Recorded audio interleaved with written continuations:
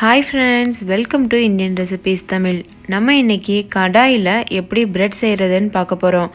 அதுவும் ஓவன் இல்லாமல் நார்மலாக நம்ம வீட்டில் இருக்கக்கூடிய கடாய் வச்சுட்டு எப்படி பேக்கரி சுவையில் பிரெட் செய்கிறதுன்னு தான் பார்க்க போகிறோம். நான் சொல்கிற மெத்தடில் பண்ணிங்கன்னா நல்ல சாஃப்டாக ரொம்ப டேஸ்டான பிரெட்டு நீங்களும் செய்ய முடியும். ஃப்ரெண்ட்ஸ், என்னுடைய ஒரே ஒரு ரெக்வஸ்ட் என்னென்னா வீடியோ ஸ்கிப் பண்ணாமல் ஃபுல்லாக பாருங்கள். அப்போ தான் நான் சொல்லியிருக்க டிப்ஸ் ட்ரிக்ஸ் எல்லாமே உங்களுக்கு புரியும். அப்போ தான் நீங்களும் இதே போல் பெர்ஃபெக்டான நல்ல சாஃப்டான ப்ரெட்டு வீட்டில் செய்ய முடியும். இப்போ வாங்க ஃப்ரெண்ட்ஸ், வீடியோக்குள்ளே போயிடலாம். வீடியோக்குள்ளே போகிறதுக்கு முன்னாடி எப்பொழுதும் போல் 2 பெஸ்ட் கமெண்ட்ஸ் பார்த்துடலாம். ஃபஸ்ட்டு கமெண்ட் பிரியதர்ஷினி அப்படின்ற சிஸ்டர் நம்ம ஒரு ஸ்நாக் ரெசிபி அப்லோட் பண்ணியிருந்தோம்ல, அதில் கமெண்ட் பண்ணியிருக்காங்க. அக்கா இப்போ தான் ட்ரை பண்ணேன், டேஸ்ட் வேறு லெவல், செம்ம சூப்பர்க்கா, மை மாம் ரொம்ப பிடிச்சிருக்குன்னு சொன்னாங்க. தேங்க்யூ ஸோ மச்க்கான்னு எழுதியிருக்கீங்க. ரொம்ப நன்றி சிஸ்டர் உங்களுக்கு. ரெண்டாவது கமெண்ட் சசிரேகா அப்படின்ற சிஸ்டர் நம்ம கோதுமை மாவு வச்சு தேங்காய் போலி அப்லோட் பண்ணியிருந்தோம்ல, அதில் கமெண்ட் பண்ணியிருக்காங்க. Today I tried this, it's came out very well, super taste, thank you so much மேம்னு எழுதியிருக்கீங்க. ரொம்ப நன்றி சிஸ்டர் உங்களுக்கு. நீங்கள் 2 பேருமே ட்ரை பண்ணிவிட்டு உங்கள் எக்ஸ்பீரியன்ஸ் ஷேர் பண்ணது எனக்கு ரொம்ப ஹாப்பியாக இருக்குது. ஃப்ரெண்ட்ஸ், நீங்களும் இந்த 2 ரெசிபியும் மிஸ் பண்ணியிருந்தீங்கன்னா இந்த வீடியோக்கு கீழே இருக்க டிஸ்கிரிப்ஷன் பாக்ஸில் லிங்க் தரேன். நீங்களும் போய்ட்டு செக் பண்ணி பாருங்கள், உங்களுக்கும் ரொம்ப பிடிக்கும். இப்போ வாங்க நம்ம பிரெட் செய்ய ஆரம்பிச்சிடலாம். ஃபஸ்ட்டு ஸ்டெப், நம்ம பிரெட் செய்கிறதுக்கு ஈஸ்ட் ஆக்டிவேட் பண்ணணும். அதுக்கு ஒரு பவுலில் 1/2 கப் அளவு தண்ணி, வெதுவெதுப்பான தண்ணி சேர்த்துக்கோங்க. அது கூட 1 டேபிள் ஸ்பூன் அளவு சர்க்கரை சேர்த்துக்கோங்க. ஈஸ்ட் வெதுவெதுப்பான தண்ணியிலையும் சர்க்கரை சேர்த்து அந்த தண்ணியிலையும் தான் ஆக்டிவேட் ஆகும். அதனால் தண்ணி நல்லா வெதுவெதுப்பாக இருக்கணும். கண்டிப்பாக அதில் சர்க்கரையும் சேர்த்துருக்கணும். ஏன்னு கேட்டிங்கன்னா ஈஸ்ட் சர்க்கரை சாப்பிட்டு தான் வளரும். இது போல் தொட்டு பார்க்கும்போது கை பொறுக்கிற சூட்டில் இருக்கணும். இது கூட 1 டேபிள் ஸ்பூன் அளவு ஈஸ்ட் சேர்த்துட்டு நல்லா மிக்ஸ் பண்ணிக்கோங்க. மிக்ஸ் பண்ணிவிட்டு ஒரு 10 நிமிஷம் இதை அப்படியே ஆக்டிவேட் ஆக விட்டுருங்க. சில ஈஸ்ட் பார்த்திங்கன்னா 10 நிமிஷத்துக்கு மேலேயும் டைம் எடுத்துக்கிறோம். ஸோ ஈஸ்ட் ஆக்டிவேட் ஆனதுக்கு அப்புறம் பிரெட் செய்ய ஆரம்பிங்க. இப்போ பாருங்கள், 10 நிமிஷம் ஆயிடுச்சு. நம்முடைய ஈஸ்ட் நல்லா பொங்கி எப்படி ஆக்டிவேட் ஆகிருக்கு பாருங்கள். இது போல் தான் இருக்கும். இப்போது இதை ஒரு ஓரமாக வச்சுட்டு நம்ம பிரெட் செய்ய ஆரம்பிச்சிடலாம். ஃபஸ்ட்டு ஒரு மிக்சிங் பவுல் எடுத்துக்கோங்க. அதில் 4 கப் அளவு மைதா சேர்த்துக்கோங்க. ஃப்ரெண்ட்ஸ், எப்பொழுதுமே இந்த பிரெட் செய்கிறதுக்கு மட்டும் அளவுகள் ரொம்ப முக்கியம். ஸோ கண்டிப்பாக மெஷரிங் கப் யூஸ் பண்ணி நீங்கள் ஒவ்வொரு பொருட்களும் அளந்துக்கோங்க. மெஷரிங் கப் இல்லாத பட்சத்தில் நான் உங்களுக்கு இந்த வீடியோக்கு கீழே இருக்க டிஸ்கிரிப்ஷனில் லிங்க் தரேன். நீங்கள் போய்ட்டு செக் பண்ணி மெஷரிங் கப் வாங்கிக்கிறலாம். அப்படி இல்லைன்னா டிபார்ட்மெண்ட் ஸ்டோரில் கூட அது அவைலபிளாக இருக்குது. இப்போ இது கூட 50 கிராம் அளவு பட்டர் சேர்க்குறேன். பட்டர் ரூம் டெம்பரேச்சரில் இருக்க மாதிரி பார்த்துக்கோங்க. இது கூட சுவைக்கேற்ப உப்பு, நான் ஒரு 1/4 ஸ்பூன் அளவு உப்பு சேர்த்துருக்கேன். இப்போ இது எல்லாத்தையும் சேர்த்து நல்லா ஃபஸ்ட்டு மிக்ஸ் பண்ணிக்கிறணும். பாருங்கள், இந்த மாதிரி. ஈஸ்டினுடைய அளவும் சரி, நம்ம மாவினுடைய அளவும் சரி, அதுக்கப்புறமா எந்த ஒரு பொருள் நீங்கள் சேர்க்குறதா இருந்தாலும் சரி, அளவுகள் ரொம்ப முக்கியம் ஃப்ரெண்ட்ஸ்.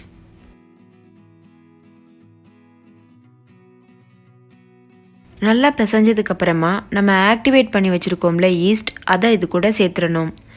சேர்த்துட்டு இதையும் நல்லா பிசைஞ்சிக்கிறணும். தேவையான அளவு தண்ணி சேர்த்து நல்லா பிசைஞ்சிக்கிற போகிறோம். நம்ம சப்பாத்திக்கு மாவு பிசைவோம்ல, அதை விட ரொம்ப சாஃப்டாக பிசையணும். அதாவது பார்த்திங்கன்னா கையில் நம்மளுக்கு மாவு ஒட்டணும். அந்த அளவுக்கு இருக்கக்கூடிய அளவுக்கு நீங்கள் தண்ணி சேர்த்து பிசையணும். கையில் மாவு ஒட்டாமல் ரொம்ப ஸ்டிஃபாக நம்ம பிசைஞ்சோம் அப்படின்னா நம்மளுடைய அந்த ப்ரெட்டு சாஃப்டாகவும் வராது, பொங்கியும் வராது. இப்போ நான் உங்களுக்கு அந்த கன்சிஸ்டன்சி வரும்போது காமிக்கிறேன். அப்போ உங்களுக்கு ஈஸியாக புரியும். நான் இப்போ இதில் 1/2 கப் அளவு பால் சேர்த்துக்கிறேன். ஃபஸ்ட்டு 1/4 கப் தண்ணி சேர்த்துருந்தேன். இப்போ 1/2 கப் பால் சேர்த்து பிசைகிறேன். இதை ஒரு 10லேருந்து 15 நிமிஷம் வரைக்கும் நல்லா பிசைஞ்சு எடுத்துக்கிற போகிறோம். நம்ம பரோட்டாக்கெலாம் மாவு பிசைவோம் பார்த்தீங்களா, அந்த மாதிரி. முதல் 5 நிமிஷம் நீங்கள் பிசையும் போது கையிலலாம் ஒட்டிட்டு அப்படியே பிடிச்சிக்கிட்டு வரும். அதுக்கப்புறம் நீங்கள் பிசைஞ்சு கொடுத்துட்டே இருக்கும் பொழுது அந்த மாவு உங்கள் கையில் ஒட்டாமல் வரும். ஃப்ரெண்ட்ஸ் இப்போ பார்த்தீங்கன்னா தெரியும் மாவு எந்த அளவுக்கு தண்ணியாக இருக்குது பார்த்தீங்கல்ல. ரொம்ப வந்து நம்ம சப்பாத்தி மாவு இப்போ செய்கிறது அளவுக்கு இல்லை, கையிலலாம் ஒட்டுது ஓரளவுக்கு. இந்த அளவு தான் இருக்கணும். இப்போது இதை வந்து ஒரு 15 நிமிஷம் நல்லா பிசைஞ்சு எடுத்துட்டேன். இப்போ பாருங்கள் கையில் ஒட்டாமல் வருது. அவ்வளோதான் ஃப்ரெண்ட்ஸ், நம்மளுடைய மாவு தயாராகிடுச்சு. பாருங்கள் எவ்வளோ சாஃப்டாக இருக்குன்னு. இப்போ இதை நம்ம பொங்கி வர்றது வரைக்கும் ஒரு மணி நேரம் அப்படியே ஒரு ஓரமாக வச்சிடலாம். கடைசியாக இது மேலே கொஞ்சம் போல் எண்ணெய் சேர்த்துட்டு நல்லா தடவி விட்டுக்கோங்க. எண்ணெய் தடவிட்டு நல்லா ஏர்டைட்டாக இதை மூடி வைக்கணும்.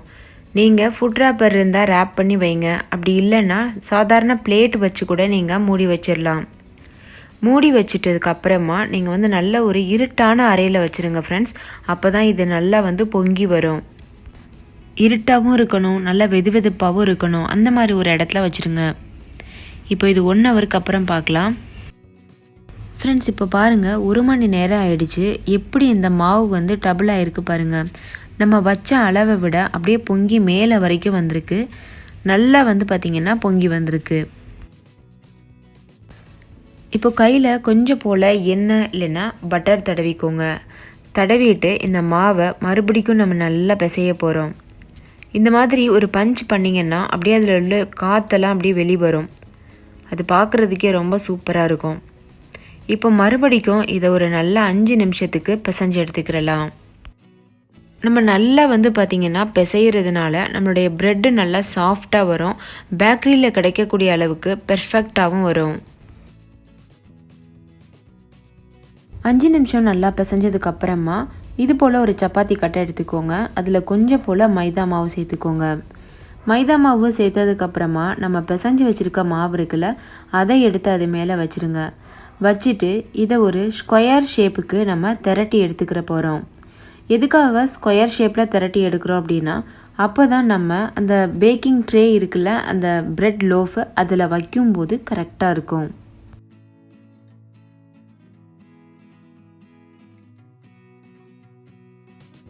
நல்லா திரட்டினதுக்கு அப்புறமா டைட்டாக வந்து இது போல் உருட்டிக்கிறணும். இதுக்கு இடையில காற்று இருக்கக்கூடாது ஃப்ரெண்ட்ஸ். இது ரொம்ப ரொம்ப முக்கியமான ஒரு ஸ்டெப்பு.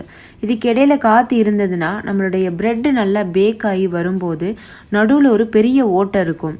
அதனால் நல்லா டைட்டாக இது போல் நல்லா வந்து உருட்டிக்கோங்க. உருட்டிட்டு எந்த இடத்துலையும் விரிசல் இல்லாத மாதிரி இது போல் நல்லா மூடி விட்டுக்கோங்க. பாருங்கள் இப்போ நான் பண்ணுற மாதிரி.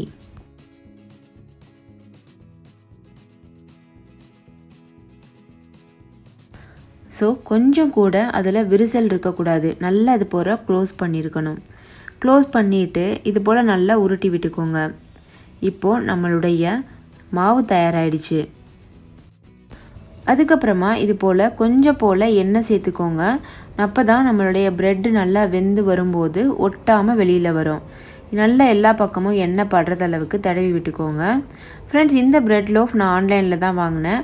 இதோடைய எல்லா லிங்க்குமே நான் வந்து வீடியோக்கு கீழே இருக்க டிஸ்கிரிப்ஷன் பாக்ஸில் தந்திருக்கேன். உங்களுக்கு வேணும்னா வாங்கிக்கோங்க. இப்போ நம்ம செய்து வச்சுருக்க மாவை எடுத்து இது போல் வச்சுட்டு நல்லா அமுத்தி விட்டுக்கோங்க. நல்லா வந்து பார்த்திங்கன்னா ஒரு சேர சமமாக இருக்கணும். இல்லைனா ஒரு பக்கம் நல்லா நீளமான ப்ரெட்டும் ஒரு பக்கம் கொஞ்சம் குட்டையான ப்ரெட்டுமாக கிடச்சிரும். அதனால் நல்லா சமப்படுத்தி விட்டுக்கோங்க. சமப்படுத்திட்டு இதை மறுபடிக்கும் நல்லா ஏர்டைட்டாக மூடிட்டு இருட்டான இடத்துல வெதுவெதுப்பான இடத்துல நம்ம வைக்க போகிறோம். அதுக்கு முன்னாடி கொஞ்சம் போல் எண்ணெய் தடவிக்கோங்க.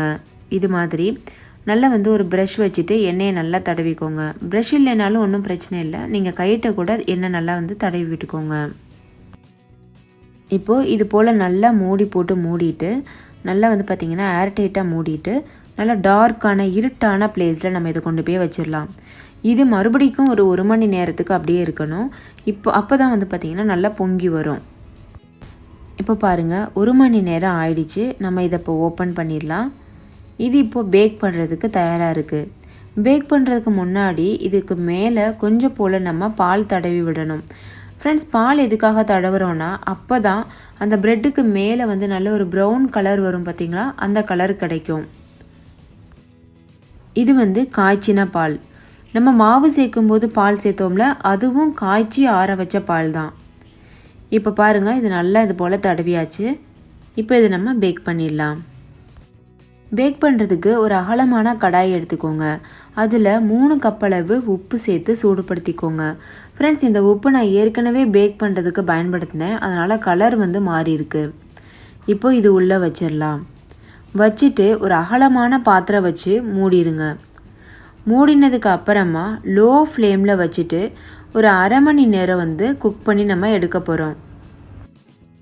தீயை முழுமையாக குறைச்சி வச்சுருங்க ஃப்ரெண்ட்ஸ். அப்போ தான் நம்மளுக்கு அந்த ப்ரெட்டு வந்து ஈவனாக பேக் ஆகி வரும். இப்போ பாருங்கள், அரை மணி நேரம் ஆயிடுச்சு. இப்போ இதை நம்ம வெளியில் எடுத்துடலாம். இது போல் கத்தி வச்சுட்டு ஓரங்களெல்லாம் கட் பண்ணிடுங்க. பெர்ஃபெக்டாக பேக்கான ப்ரெட்டுக்கு நம்ம கட் பண்ண கூட தேவையில்லை. அப்படி கவுத்துனீங்கன்னா அப்படியே வந்து பார்த்திங்கன்னா அது அப்படியே ஃப்ரெஷ்ஷாக வெளியில் வந்துடும். பாருங்கள், இந்த மாதிரி பாருங்கள் ஃப்ரெண்ட்ஸ். கடையில் கிடைக்கக்கூடிய மாதிரி அந்த மேலெல்லாம் நல்லா டார்க்காக, கீழே மட்டும் ஓரளவுக்கு டார்க்காக வந்திருக்கு. நான் சொன்ன அளவுகளோடு செய்தீங்கன்னா பெர்ஃபெக்டான ப்ரெட்டு நீங்களும் வீட்டிலையே பண்ணிடலாம். இப்போது இதை சூடாக வெளியில் எடுத்ததுமே ஒரு ஈர துணியால் நல்லா ரேப் பண்ணி வச்சுருங்க. அப்போ தான் நம்மளுடைய ப்ரெட் வந்து நல்லா சாஃப்டாகும். இது இருக்கட்டும், ஒரு மணி நேரம் அப்படியே இருக்கட்டும். இது நல்லா ஆறுனதுக்கப்புறமா நம்ம வந்து பார்க்கலாம். நான் வந்து 2 ஈர துணி போட்டு நல்லா வந்து மூடி வைக்கிறேன். அவ்வளோதான் ஃப்ரெண்ட்ஸ், நம்மளுடைய ப்ரெட்டு நல்லா ஆறிடுச்சு. இப்போ இதை கட் பண்ணிக்கலாம். பாருங்கள், இது போல் கத்தி எடுத்துக்கோங்க. நீங்கள் நார்மலான கத்தி எடுத்து கட் பண்ணிங்கன்னா ரொம்ப கஷ்டமாக இருக்கும் ப்ரெட் கட் பண்ணுறதுக்கு. அதனால் கொஞ்சம் நீளமாக இந்த மாதிரி கீச்சி விட்ட மாதிரி இருக்கும் பார்த்தீங்களா, ஜிக்ஸாக்காக, அந்த மாதிரி உள்ள கத்தி எடுத்துகிட்டு கட் பண்ணுங்கள். வா, பார்க்குறதுக்கே ரொம்ப ரொம்ப சூப்பராக இருக்குல்ல ஃப்ரெண்ட்ஸ். அவ்வளோ சாஃப்டாக பெர்ஃபெக்டான ப்ரெட்டு கிடச்சிருக்கு நம்மளுக்கு. நீங்களே பாருங்கள் ஃப்ரெண்ட்ஸ், பேக்கரியில் கிடைக்கக்கூடிய அதே போல் டெக்ஸ்சரில் எவ்வளோ சாஃப்டான ப்ரெட்டு நம்மளுக்கு கிடச்சிருக்குன்னு. ஃப்ரெண்ட்ஸ், நீங்கள் கோதுமை மாவு வச்சு கூட இதே மெத்தடில் நீங்கள் ப்ரெட்டு பண்ணலாம். நம்ம மைதா சேர்த்தோம்ல, அதுக்கு பதிலாக அப்படியே வந்து கோதுமை மாவு சேர்த்துக்கோங்க. நீங்கள் இந்த ப்ரெட் ரெசிபி பண்ணி கொடுத்தீங்கன்னா நீங்கள் கடையில் வாங்கின ப்ரெட்டுன்னு தான் நினைப்பாங்க. யாருமே நீங்கள் வீட்டில் செய்த ப்ரெட்டுன்னு சொல்ல மாட்டாங்க. அவ்வளோத்துக்கு பெர்ஃபெக்டாக இருக்கும். ஆனால் அளவுகள் ரொம்ப ரொம்ப முக்கியம் ஃப்ரெண்ட்ஸ். நான் சொன்ன அளவுகள் மட்டும் மாறாமல், மெத்தட் மாறாமல் அப்படியே பண்ணுங்கள். உங்களுக்கும் இதே போல் பெர்ஃபெக்டான ப்ரெட்டு கிடைக்கும். ஃப்ரெண்ட்ஸ், நீங்கள் ட்ரை பண்ணிவிட்டு உங்களோட எக்ஸ்பீரியன்ஸை கமெண்ட்டில் என் கூட ஷேர் பண்ண மறந்துடாதீங்க. இந்த வீடியோ உங்களுக்கு பிடிச்சிருக்குன்னு நம்புகிறேன். பிடிச்சிருந்தால் லைக் பண்ணுங்கள், உங்கள் ஃப்ரெண்ட்ஸ் கூட நிறைய ஷேர் பண்ணுங்கள். ஸோ அவங்கள பார்த்தா பயன்பெறுவாங்க. இன்னொரு சூப்பரான ரெசிபியோடு நான் உங்களை சந்திக்கிறேன். அதுக்கு முன்னாடி நம்ம சேனல் இந்தியன் ரெசிபிஸ் தமிழை சப்ஸ்கிரைப் செய்யாத நண்பர்களாக இருந்தீங்கன்னா இந்த வீடியோவுக்கு கீழே இருக்க ரெட் கலர் சப்ஸ்கிரைப் பட்டனை கிளிக் பண்ணி சப்ஸ்கிரைப் பண்ணிக்கோங்க. தேங்க்யூ, பாய்.